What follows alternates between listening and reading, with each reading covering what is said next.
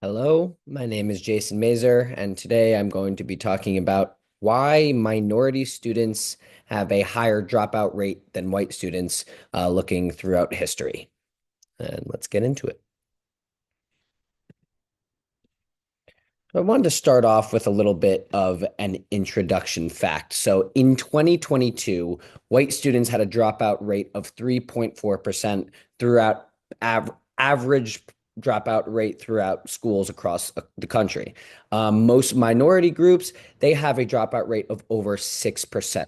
If you look at this graph here, this shows that all other minority groups, such as American Indian, Hispanic, Black, they all have higher dropout rates than their white counterparts. And it is an interesting thing to look at because they have the same curriculum, they have the same teachers, they go to the same school, but for some reason, the white students are getting through the school a lot easier than the minority groups, and there have to be some reasons as to why that happens, and I will explain them to you in a few minutes.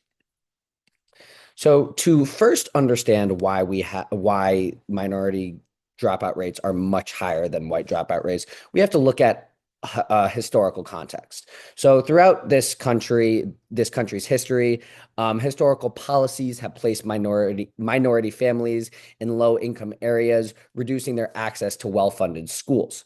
According to the Pew Research Center, the minority families are 2 to 3 times more likely to live in poverty areas compared to white families. This is due to redlining.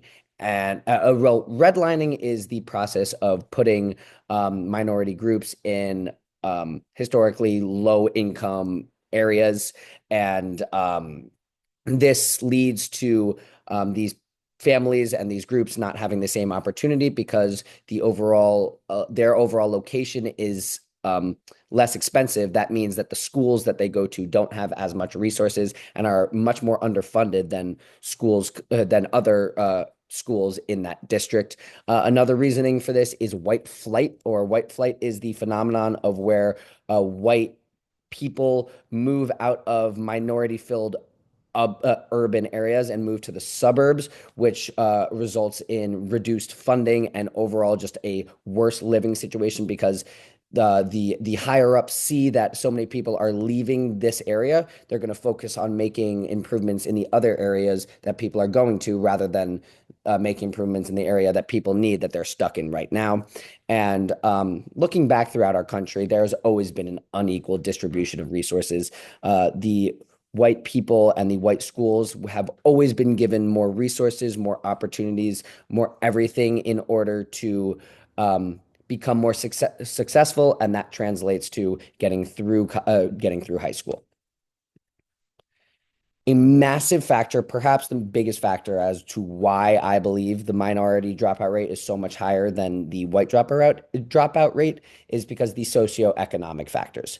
Minority students are twice as likely to live in poverty, as I said before, and this affects multiple things regarding their education. They do not have the same access to transportation that other students have because of their economic resources. They do not have as much, or they live in poverty, so their health issues, they do not have the same resources to doctors, medicine, and that is a lot worse. So maybe their parents can't drive them to school, or they can't walk them to school, or can't get them.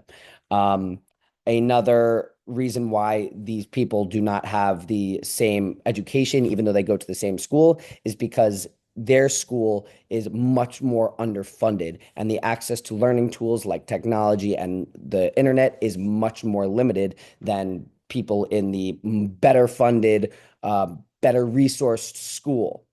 Um, Looking deeper into it, 30% of dropouts cite financial pressure to work and to support their families as the reason for them dropping out.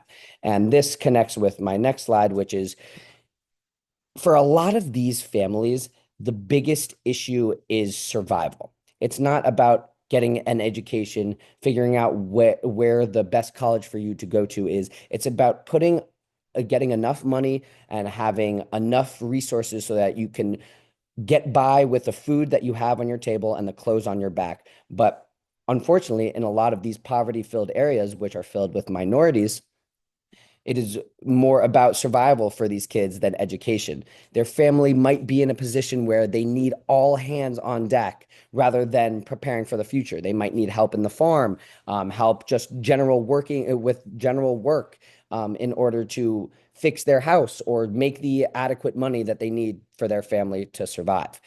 Sadly, this may destroy a kid's future, but in the moment, it is what is best for them and their family because they need to eat, they need to live, and they need money to make both of those things happen.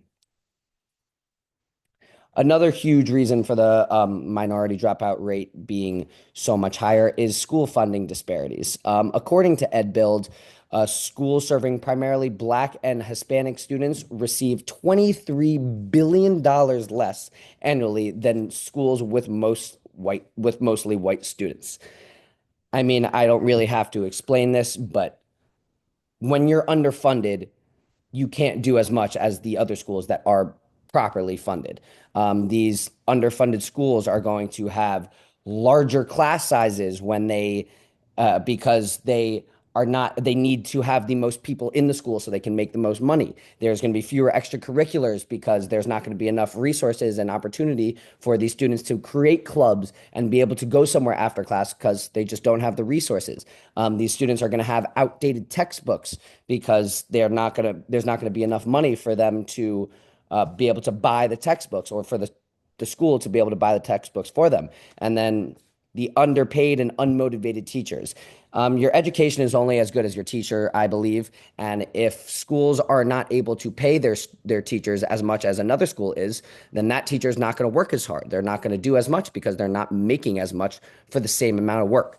This all leads to minority dropout rates being so much higher because they don't get the same opportunity. They don't get the same resources that white students do at other schools. Disciplinary disparities. This is a known thing, but according to the U.S. Department of Education, minorities are 3.5 times more likely to be suspended or expelled than white students, and suspensions increases dropout risk by 30%. So once you are suspended, you are more likely to drop out. And if you look at it, more minority students are suspended than white students, which makes sense why they have a higher dropout rate than white students.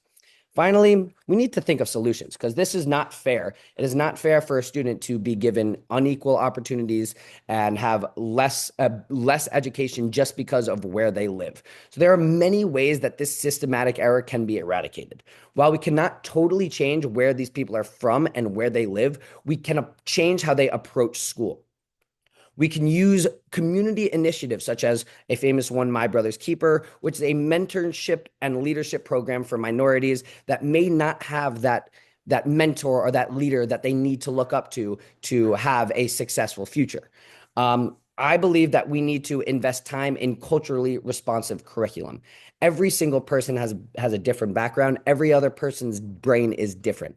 I believe it would be extremely beneficial for specific groups to have a culturally motivated curriculum because then they will be more open to learning and they would be more interested because it really resides with their culture, not just something that teachers believe will help them later in life and that students can't really see the reasoning. This will be about their lives and about their background and about their families, which will motivate students to do better.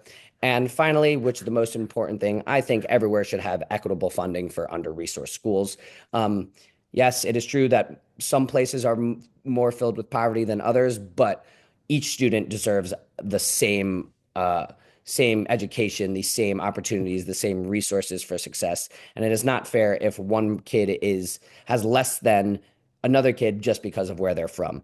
It should be completely equally funded throughout, and all kids should be able to get the same opportunity. Conclusion, closing the dropout gap will benefit individuals, families, and society. If the entire society has an equal dropout rate throughout white folk, black folk, Hispanic, Asian American, anything, then we are just a more together in unison society.